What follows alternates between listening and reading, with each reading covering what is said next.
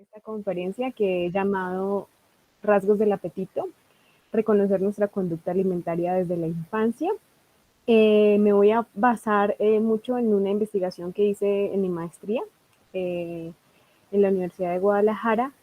Y bueno, entiendo que hay personas que ingresaron a esta conferencia que son profesionales de la salud, como también hay personas que son como mamás o cuidadores de niños y niñas pequeños, entonces como que voy a intentar, eh,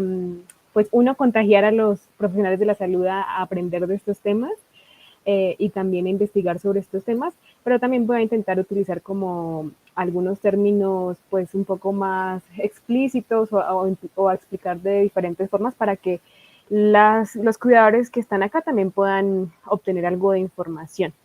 Puede ser que algunos términos no los entiendan, igual como que lo más importante pues se los voy a ir diciendo, pero bueno, aquí vamos a ir hablando.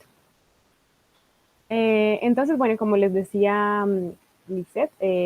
mi nombre es Astrid Estefan Gil Barrera, soy nutricionista de la Universidad Nacional de Colombia, maestra de nutrición humana con orientación materno-infantil por la Universidad de Guadalajara. Tengo una certificación en manejo de niños y niñas picky eaters o niños y niñas que no comen. Y pues tengo en este momento voy a abrir un centro de nutrición materno-infantil que se llama Alimentando Futuro. Bueno, no presento ningún conflicto de interés frente a lo que les voy a contar y de los temas que les voy a hablar en esta conferencia. Como objetivos he planteado, primero, pues identificar qué es la conducta alimentaria, describir qué es eso de los rasgos del apetito y la teoría de la susceptibilidad conductual, describir el comportamiento de los rasgos del apetito en la infancia, la relación de estos con la alimentación responsiva, cómo los podemos utilizar, cómo los podemos evaluar, y la relación de los rasgos del apetito y los patrones de alimentación. Específicamente les voy a hablar en la etapa de los 12 a los 36 meses de edad. Me permiten un segundo que acaba de empezar a llover duro y voy a desconectar el computador y ya vengo.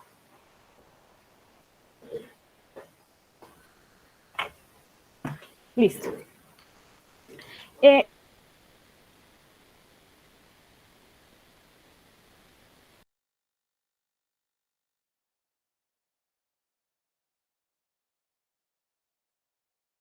Podamos validar en nuestro país. Como contenido, pues es más o menos lo mismo que los objetivos, solamente cómo está dividida la conferencia. Primero voy a hablarles de qué es la conducta alimentaria, los rasgos del apetito, estos en la infancia, los que son heredables, los que se aprenden, cómo evaluarlos, cómo suceden entre los 2 y los 36 meses de edad, las necesidades de aplicación en Colombia y las conclusiones. Entonces, como introducción, yo el día de hoy les quiero hablar de qué es la conducta alimentaria, pero se los quiero hablar más allá de los trastornos de conducta alimentaria, porque siempre que nos hablan de conducta alimentaria, lo primero que pensamos es en trastornos de conducta alimentaria y no tenemos en mente como que antes de estos trastornos, todas las personas, todos los seres humanos tenemos una conducta alimentaria y está con nosotros y nosotras desde que nacemos y la podemos evaluar y se va a ir poder modificándose a lo largo de la vida, pero desde que nacemos podemos evaluarla. Entonces, la conducta alimentaria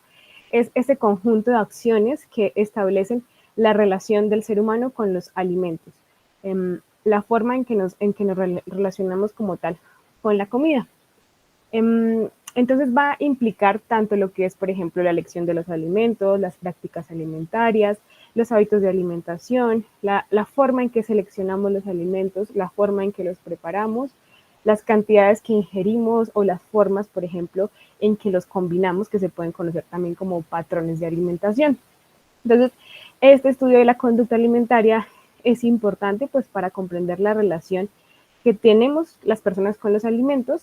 y el papel que puede jugar esta en posteriores situaciones como la obesidad o en la patogenia de enfermedades como los trastornos de la conducta alimentaria o los trastornos de alimentación en pediatría. Entonces,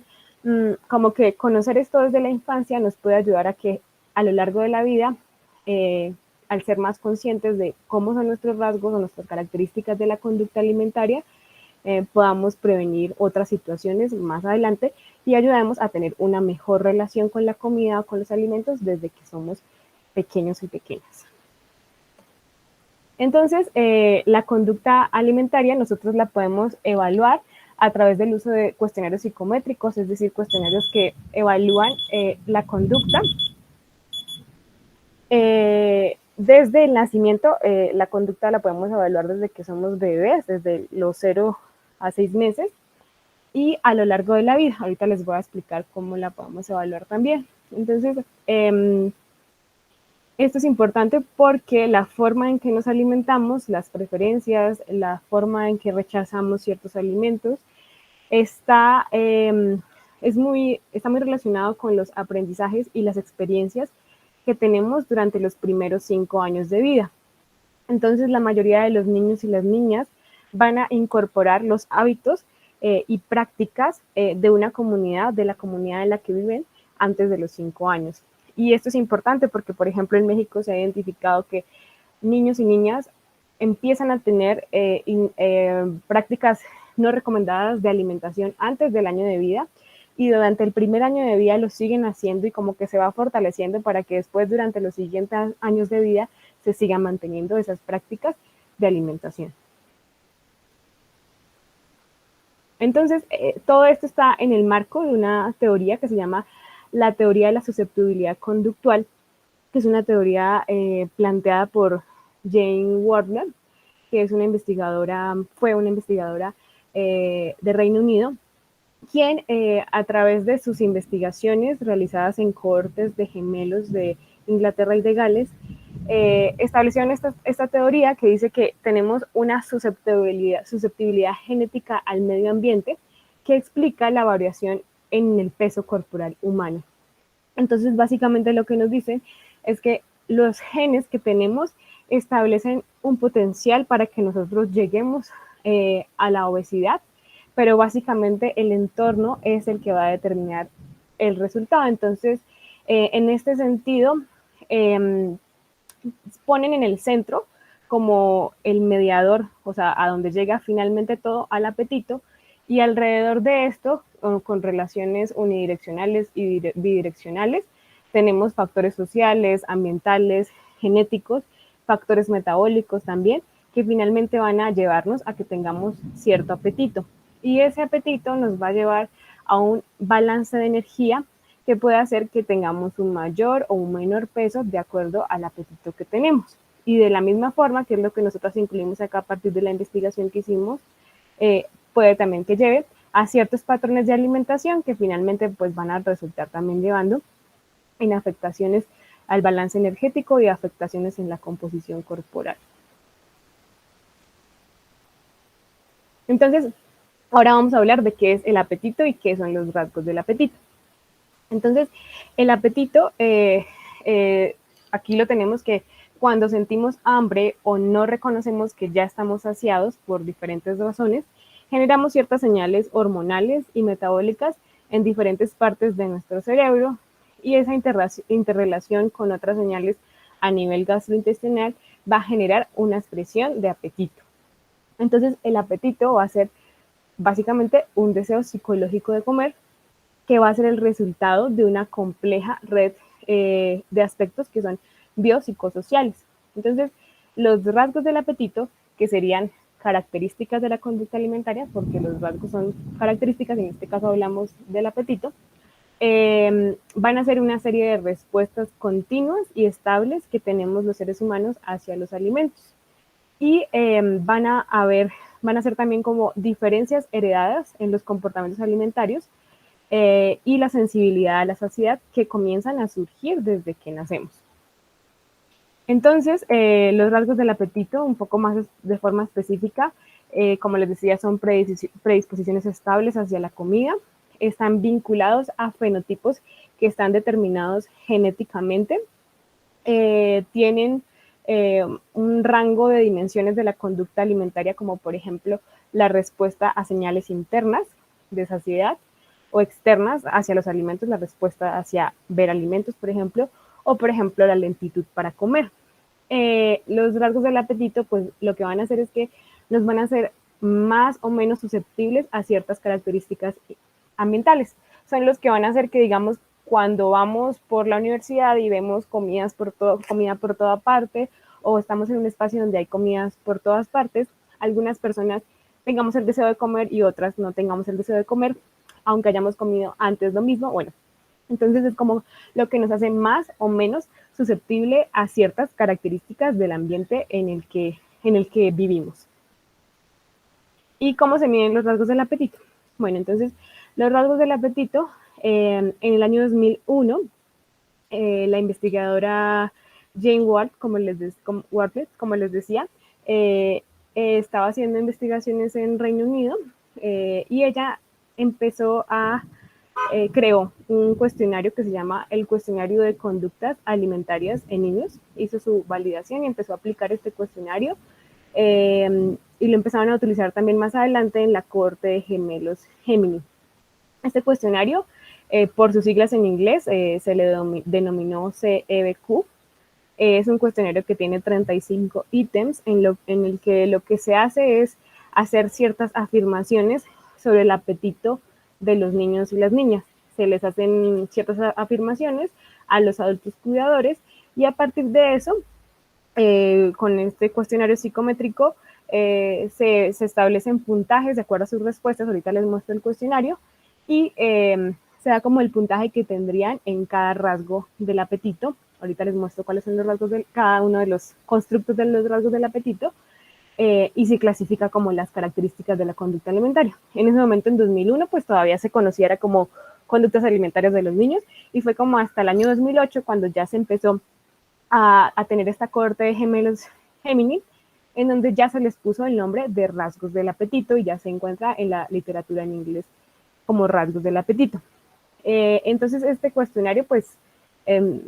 fue y es utilizado en diferentes investigaciones, pero en diferentes cohortes, ahorita especialmente en Inglaterra y en Australia.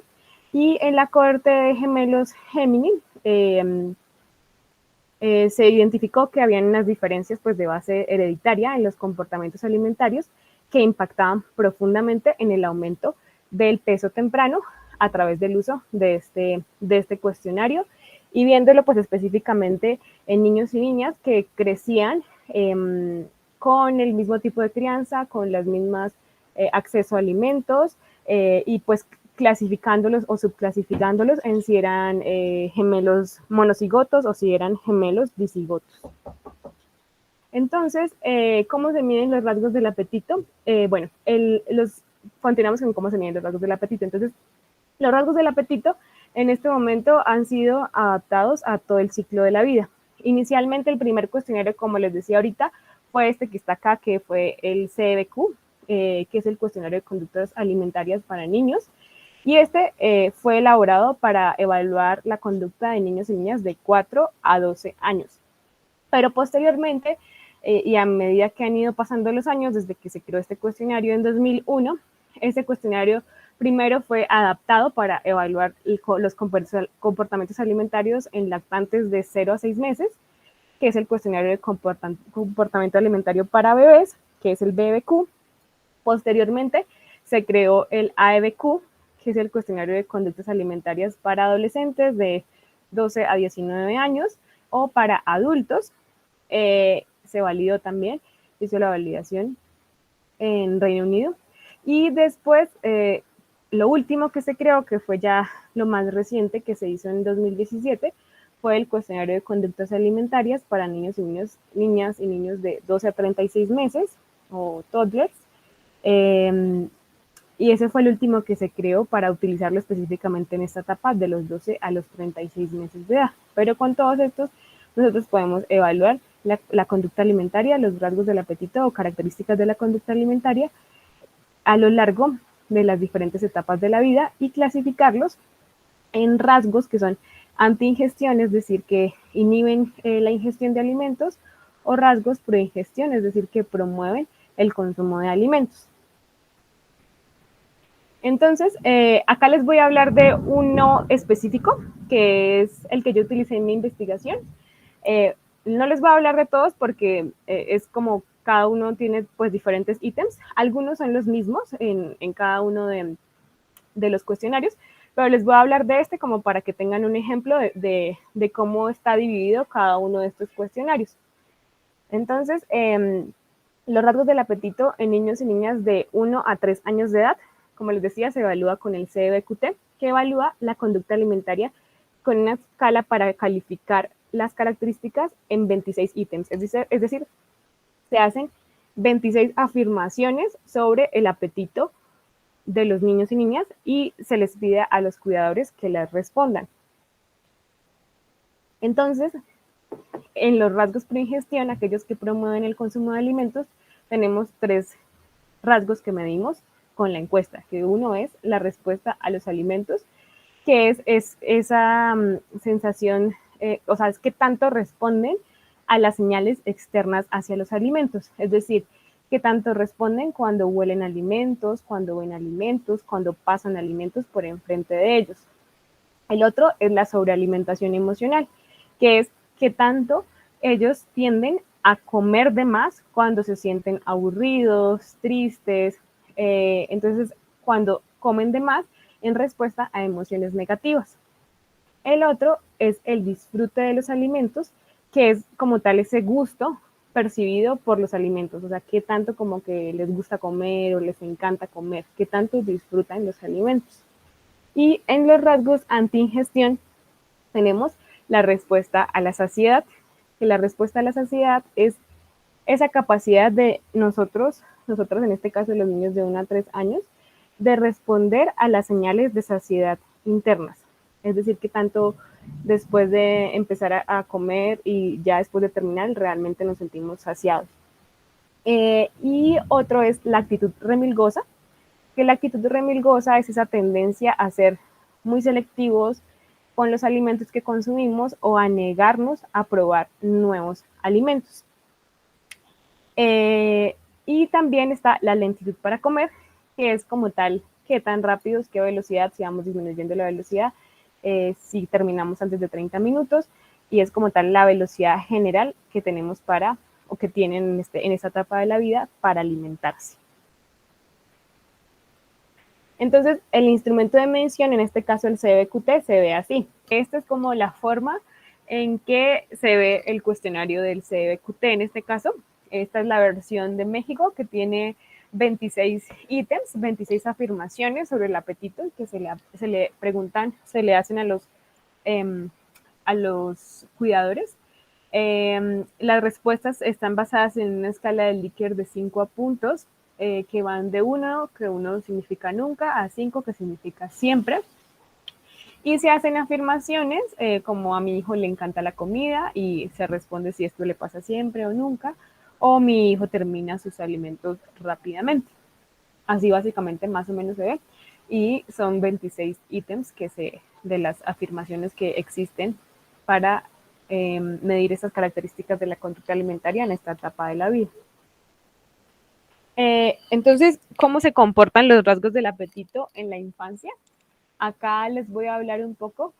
de lo que es la heredabilidad de estos y el aprendizaje de estos.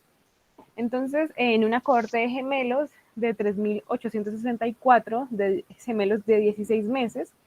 se identificó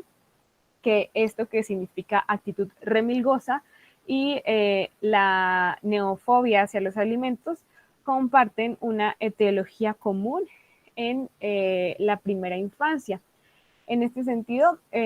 los cuidadores completaron el cuestionario de conductas alimentarias, que incluye ítems tanto de actitud remilgosa como de neofobia hacia los alimentos, y a partir de sus respuestas hicieron unos modelos genéticos cuantitativos bivariados para medir y cuantificar qué tanta contribución genética y ambiental hay hacia la variación de la actitud remilgosa o este remilgo para comer, o la neofobia, es decir, como el miedo a esta actitud remilgosa, es más como los selectivos que son para probar alimentos y después de que los prueban, sí, o sea, como para consumir ciertos alimentos y solo elegir, digamos, algunos de acuerdo a su textura o a su sabor, mientras que la actitud, la neofobia hacia los alimentos es más como el miedo a probarlos cuando se los ponen por primera vez. Entonces, lo que hicieron fue medir estas contribuciones y identificar la medida en que las influencias genéticas o ambientales, tanto en la actitud remilgosa como en la neofobia, se comparten entre los rasgos. Entonces, lo que identificaron es que tanto la actitud remilgosa como la neofobia hacia los alimentos están fuertemente correlacionadas, tienen una etiología común, con una R de 0.7, altamente, una R alta y significativa, es decir, una correlación. Y en este caso, tanto la actitud remilgosa como la neofobia hacia los alimentos comparten en gran medida una teología común,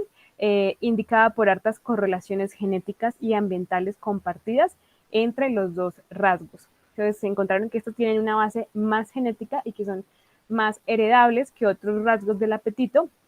y que pues también con el tiempo tienen un componente también ambiental. Entonces, en esta investigación identificaron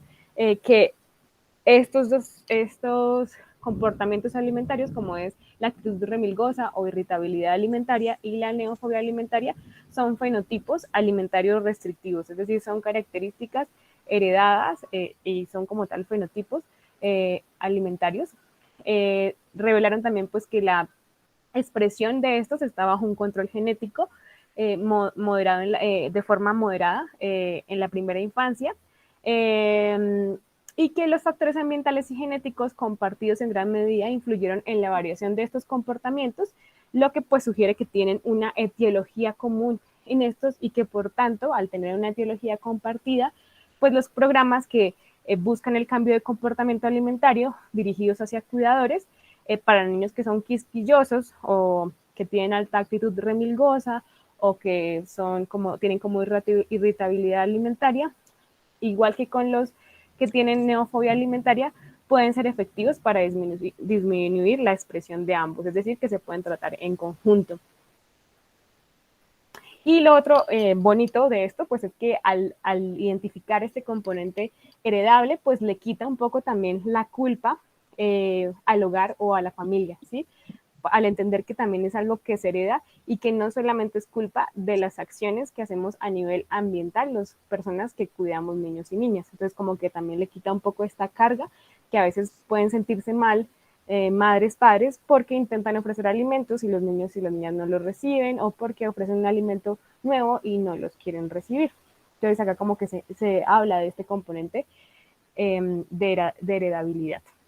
Y en cuanto a los que se aprenden, les voy a hablar de la sobrealimentación emocional y la subalimentación emocional. Ahorita cuando les hablaba del cuestionario de niños pequeños, el de los 12 a los 36 meses, les hablé solo de la sobrealimentación emocional, porque en esta etapa solamente se identifica esta en las investigaciones que se han hecho. Más adelante, en la vida adulta, ya se identifica en los cuestionarios que hay sobrealimentación emocional y también subalimentación emocional, es decir, el consumir más alimentos por emociones negativas o el consumir menos alimentos por emociones negativas, como aburrimiento, tristeza, bueno, cualquiera de estas emociones.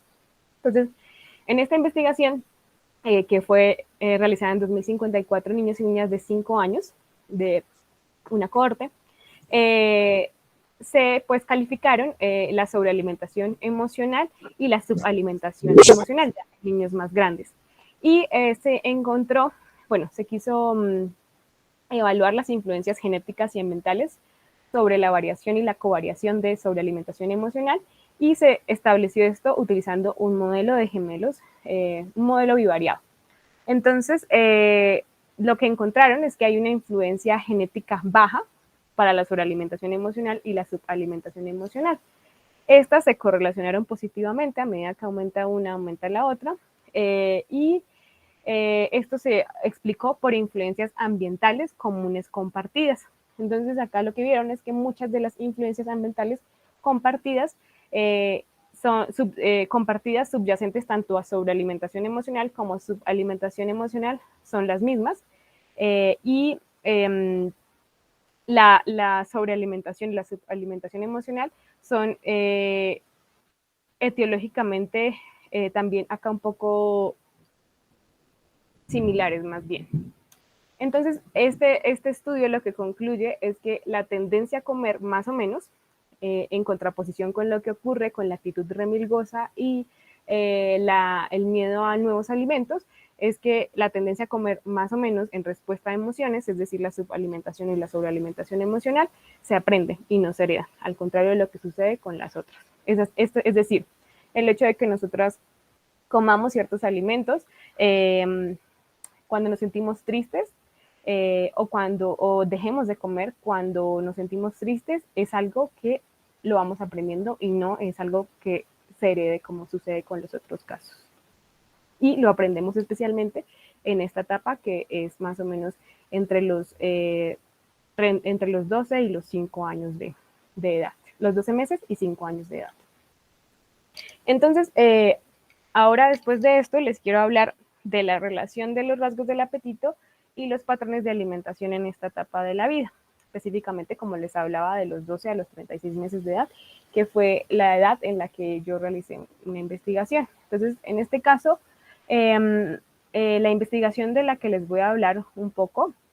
está en el marco de estos antecedentes, en donde en el año 2016 en el Reino Unido encontraron, a partir de aplicar el cuestionario de la conducta alimentaria en niños de 12 a 16 meses y medir la frecuencia de comidas y el aporte de energía posteriormente a los 21 meses de edad, encontraron que una mayor respuesta a los alimentos, es decir, la mayor respuesta a señales relacionadas con alimentos, se asocia con comidas más frecuentes, mientras que una baja respuesta a la saciedad, es decir, una menor respuesta a las señales internas de nuestro cuerpo, se asocia con tamaños de comidas más grandes, con incluso hasta 50 kilocalorías mayor en la cantidad de consumo de la cantidad de alimentos que se consumen. Y también en 2021 en Holanda encontraron, a partir de aplicar el CDBQT también y medir la ingestión de bocadillos después de consumir un almuerzo habitual en niños y niñas de 18 meses y 24 meses, se encontró que había una relación significativa entre qué tanto disfrutaban los alimentos, qué tanto como que les encantaba comer, con una ingestión o una mayor ingestión energética de bocadillos. Esto lo hacían después, digamos, de que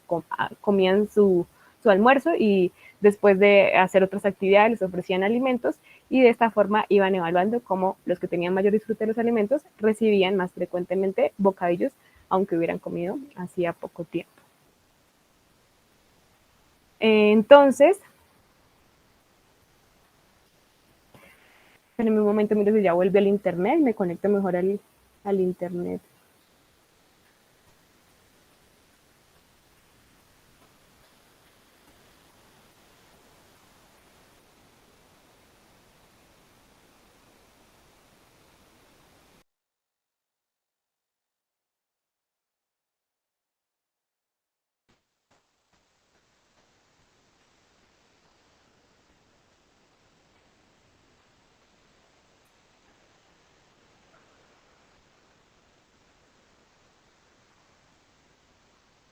Listo.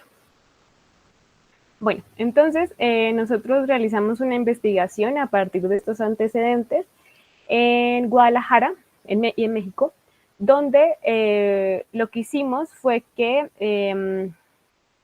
aplicamos el cuestionario de conducta alimentaria para niños pequeños, el cuestionario para niños de 12 a 36 meses de edad.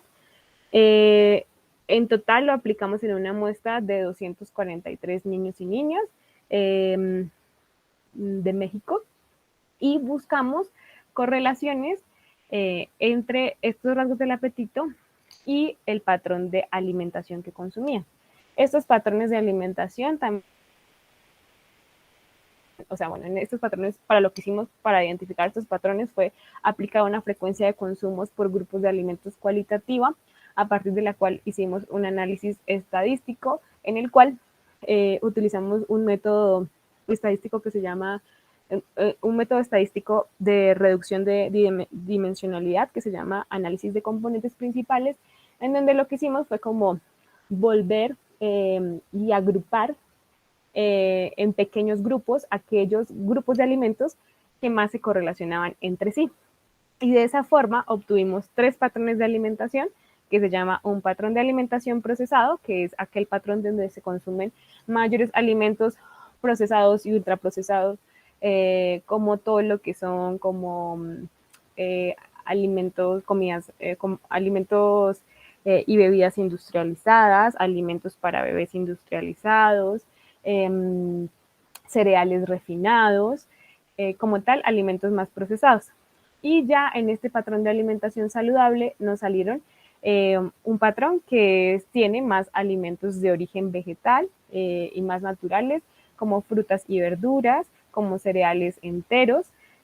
Acá también, por ejemplo, nos quedó el pescado, nos quedaron las leguminosas, mientras que en este patrón de alimentación nos quedó algo que llamamos transición alimentaria o moderna mexicana, que es un patrón de alimentación como muy relacionado con la transición alimentaria que tiene México, en donde a la vez hay alimentos muy procesados, pero también hay alimentos como que hacen parte de las tradiciones mexicanas, como los alimentos, productos de maíz, y también un gran aumento de alimentos de origen animal, como las carnes, especialmente en este patrón. Entonces, lo que identificamos en esta investigación es que los rasgos del apetito de respuesta a los alimentos se relacionan de forma significativa con un patrón de alimentación procesado, al igual que la sobrealimentación emocional y el disfrute de los, perdón, de forma directa y significativa con la respuesta a los alimentos y la sobrealimentación emocional. Es decir, que a medida que tenemos un niño o una niña con mayor respuesta a los alimentos y mayor sobrealimentación emocional, hay como a medida que aumenta este puntaje en este rasgo, también aumenta el puntaje en un patrón de alimentación procesado. Mientras que el disfrute de los alimentos se correlaciona de forma inversa con el patrón de alimentación procesado, es decir, que a medida que disminuye el disfrute de los alimentos, se aumenta el patrón de alimentación procesado. Adicionalmente, también encontramos otras correlaciones significativas con el patrón de alimentación saludable, en donde vimos que un disfrute de los alimentos se correlaciona directa y significativa con el patrón saludable, o sea, a medida que aumenta el disfrute de los alimentos, hay mayores puntajes en un patrón de alimentación saludable, es decir, hay mayor adherencia a un patrón de alimentación saludable. De la misma forma, encontramos correlaciones inversamente significativas, es decir, a medida que hay menor respuesta a la saciedad y menor actitud remilgosa, hay mayor puntaje o mayor adherencia a un patrón de alimentación saludable. Es decir, cuando tenemos menor actitud remilgosa, o aquí en este caso menor neofobia hacia los alimentos nuevos, tenemos mayores probabilidades de que tenemos como mayores puntajes en este caso en el patrón de alimentación saludable. Y con este patrón, pues que es un patrón ya más de la cultura mexicana, identificamos que a medida que hay más respuesta a los alimentos, más sobre alimentación emocional, hay mayor puntaje en este patrón de alimentación, de transición alimentaria, y a medida, igual que sucedió con el patrón procesado, a medida que hay menor disfrute de los alimentos, hay mayor patrón de alimentación de transición alimentaria. Y de la misma forma, aquí,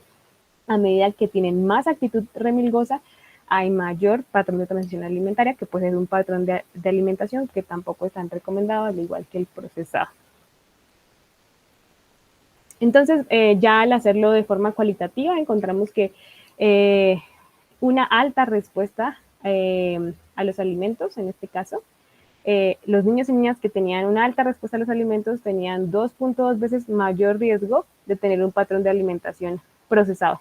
mientras que aquellos que tenían una alta actitud remilgosa tienen menor probabilidad de tener un patrón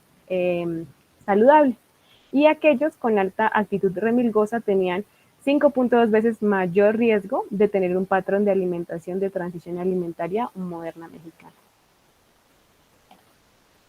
Y bueno, acá encontramos otras correlaciones que tienen que ver más como con características que también fueron como muy interesantes relacionadas con cómo la respuesta a los alimentos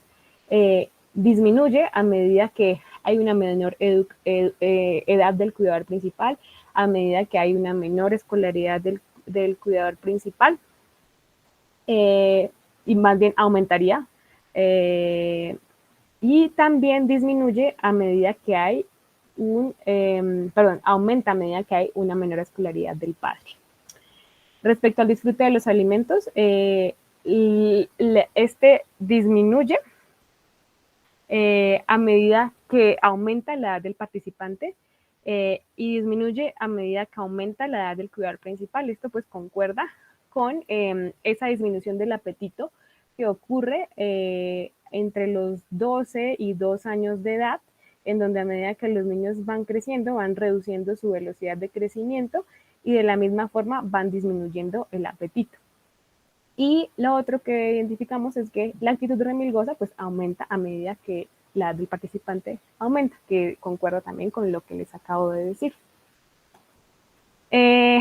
Y también identificamos que la respuesta a los alimentos también tiene esto es como la parte más social de los determinantes sociales que están alrededor de la alimentación, y es como a medida que disminuyen los ingresos mensuales hay mayor respuesta a los alimentos, es decir, a menores ingresos los niños y las niñas responden más fácilmente ante las señales del medio ambiente que provocan como apetito. Y a medida que hay más hijos, también hay más sobrealimentación emocional. Entonces esto plantea como a los rasgos del apetito como posibles mediadores conductuales entre la privación de alimentos en la infancia, es decir, al tener menos ingresos, menos alimentos, y un mayor riesgo también de obesidad. Y ya finalmente, en términos de mi investigación, otras cosas que encontramos fue que iniciar la introducción de alimentos complementarios con alimentos no recomendados, porque también evaluamos esto en la encuesta que aplicamos, además de aplicar el CDBQ, la frecuencia de consumo, evaluamos también otras variables alimentarias y características sociodemográficas, y identificamos que iniciar la introducción de alimentos complementarios con alimentos no recomendados como papillas comerciales o alimentos ultraprocesados y líquidos conlleva 5.2 veces mayor riesgo de tener una alta sobrealimentación emocional. Y a medida que aumenta la respuesta a los alimentos, aumenta la frecuencia de comidas, y conforme disminuye la frecuencia de comidas, se presenta un mayor puntaje en el rasgo de respuesta a la saciedad. También vimos que quienes consumían entre 3 a 5 comidas al día, que es como lo recomendable entre los 2 y 36 meses de edad, tenían 4.5 veces mayor riesgo de tener un disfrute de los alimentos alto. Y esto pues también relacionado con que el disfrute de alimentos lo relacionamos con mayores puntajes en un patrón de alimentación saludable. Entonces, ahora vamos a hablar de cómo podemos utilizar los rasgos del apetito en la práctica y un poco relacionado con la alimentación responsiva. Entonces, si recordamos, pues la alimentación responsiva tiene estos pasos claves, que es la interacción perceptiva durante la alimentación. Y esto es parte de lo que también se llama crianza perceptiva, en donde lo que sucede es que primero el niño o la niña emite unas señales de hambre o saciedad que están también desde que somos bebés. Después el cuidador, si hay una comunicación efectiva, reconoce esas señales y responde de manera inmediata y a la vez cariñosa y adecuada. Y si esto sucede de forma adecuada,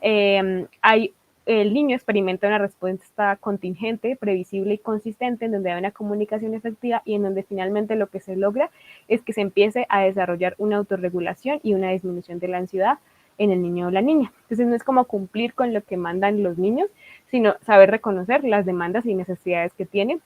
de cuando tiene hambre y también cuando está saciado. Entonces, los rasgos del apetito, pues, tienen como, los rasgos del apetito, la alimentación responsiva, tienen como unos elementos y acciones para que ocurra una alimentación perceptiva o responsiva, como le quieran llamar, en donde tiene que haber un ambiente agradable, un horario predecible, un ambiente libre de distracciones, de animales, de juguetes, y una interacción recíproca y positiva en donde el alimento es saludable y a la vez también es sabroso y es servido en porciones adecuadas de acuerdo a la edad del niño o de la niña. Entonces, cuando vemos alimentación responsiva, aprendemos que en cada etapa de la vida hay diferentes señales de hambre y saciedad. Entonces, por ejemplo, acá, entre los 12 y los 36 meses de edad, el hambre se ve reflejado cuando el niño o la niña se inclina hacia la comida, sigue visualmente los alimentos, mueve los brazos y las piernas cuando ve los alimentos, se pone como feliz, abre la boca mientras la cuchara se acerca, pide o señala la comida. Y ya a medida que va creciendo y va desarrollando el habla, ya empieza a decir palabras como quiero eso, y puede llevar, por ejemplo, también a los papás a la cocina y señalar lo que quiere. Y cuando el niño o la niña está saciado, ya empieza a sacudir la cabeza para decir que no quiere más, o utiliza palabras fáciles y cortas como listo, bajar, juega con la comida, la bota, la empuja, ya como que no la quiere. Pero entonces esto es lo que aprendemos en alimentación responsiva. Pero lo que vemos con los rasgos del apetito y estamos viendo cada vez más es que los niños y las niñas, de cualquier forma, y aunque tenemos que atender a estas señales de hambre y saciedad, van a diferir en su apetito. Entonces,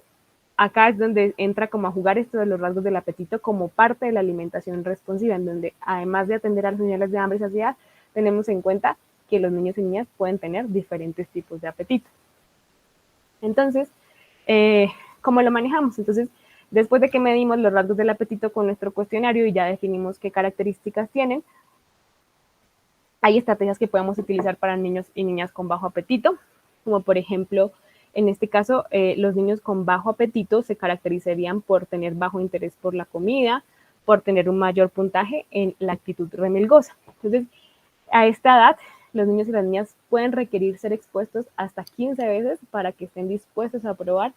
el alimento. Esto porque al exponerlos y volverlos a exponer, se aumenta la familiaridad, ellos se sienten más cómodos y se disminuye el miedo por los alimentos. Entonces, aquí como estrategias podemos utilizar, uno es siempre ofrecer una comida balanceada nutricionalmente, es decir, siempre incluir por lo menos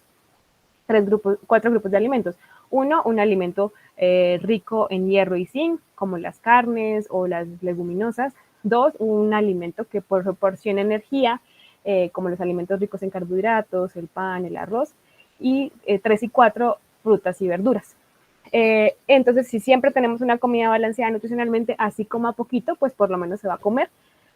lo que le hace bien y lo que es como le proporciona como tal nutrientes.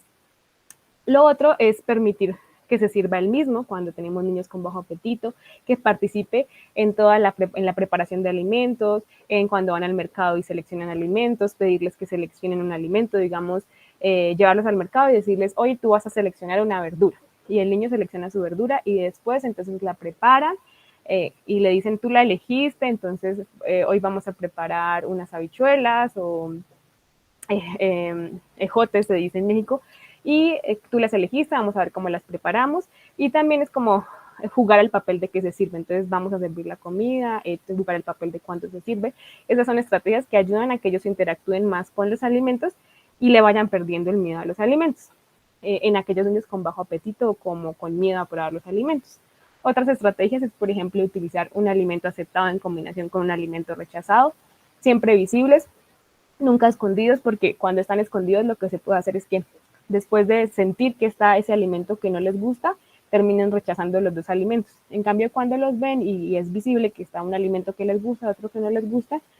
como que le van perdiendo un poco el miedo al tener algo que les da seguridad y otra cosa que no les da tanta seguridad. De la misma forma, también se puede utilizar alimentos en los mismos colores. Esto también les da como confianza. Entonces, si yo sé que ya les gusta la manzana, entonces la manzana verde, entonces puedo ponerle un brócoli al lado. Esto de ver en los mismos colores les da como paz, como tranquilidad, como confort e incentiva que en algún momento, después de verlo y siempre verlo, esos alimentos, o sea, siempre servir los alimentos, así digan que no se los van a comer, después del tiempo le pierdan miedo a probar esos alimentos.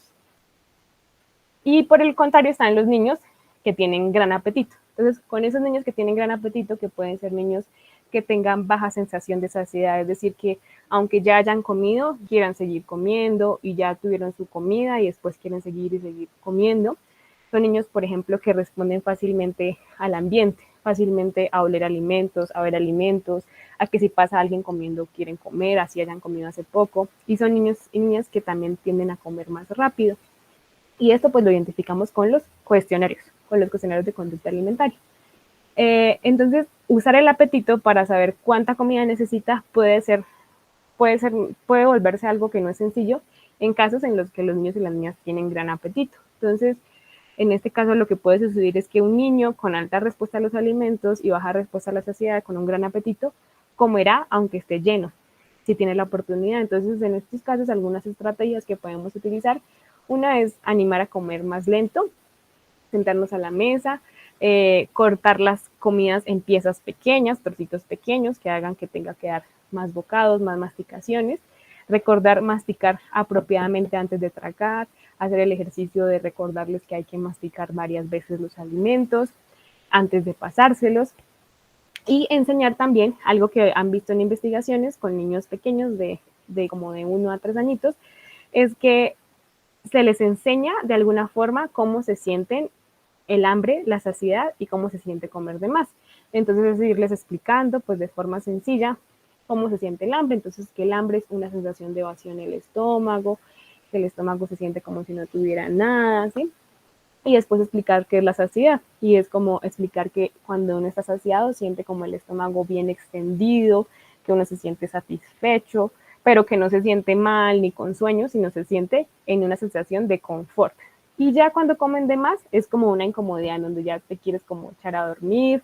y ya te sientes mal. Entonces como que enseñar estas diferencias entre estos tres también ayuda desde pequeños y enseñar que no debemos llegar al punto de comer de más, sino debemos llegar al punto en donde nos sentimos saciados y no nos sentimos como mal o enfermos o súper llenos o que nos queremos ya dormir de tanto que comimos de más.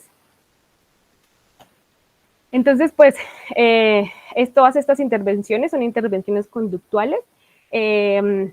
y es como la recomendación. Se ha visto que las intervenciones conductuales, por encima de cualquier medicamento, cualquier otros como medicamentos o otras estrategias, es como lo que más tiene evidencia científica.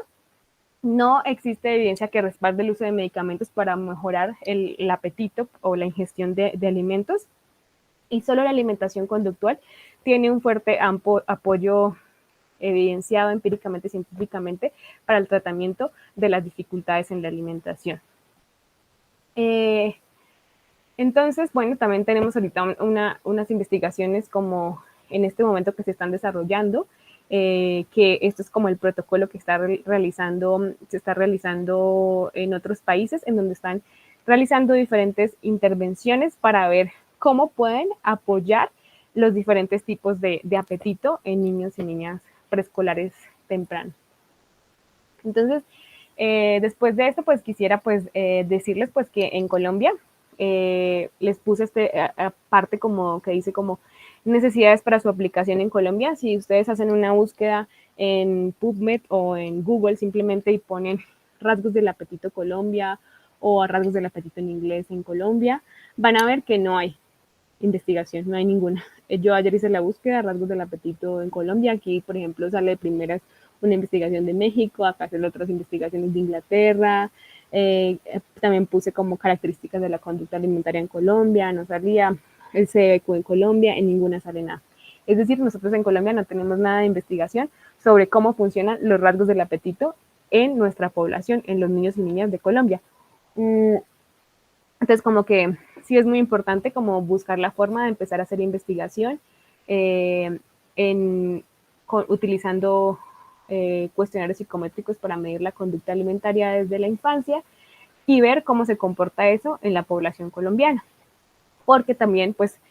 nosotros no tenemos como tal este cuestionario validado en nuestro país. Es decir, este cuestionario, para ser utilizado en una población, tiene que ser validado. Entonces, cuando lo hicieron en Reino Unido, lo validaron allá en Reino Unido. Cuando empezaron a utilizarlo en México, hicieron esta validación. Entonces, por ejemplo, el CDQ que yo utilicé en México está validado, se comprobó su validez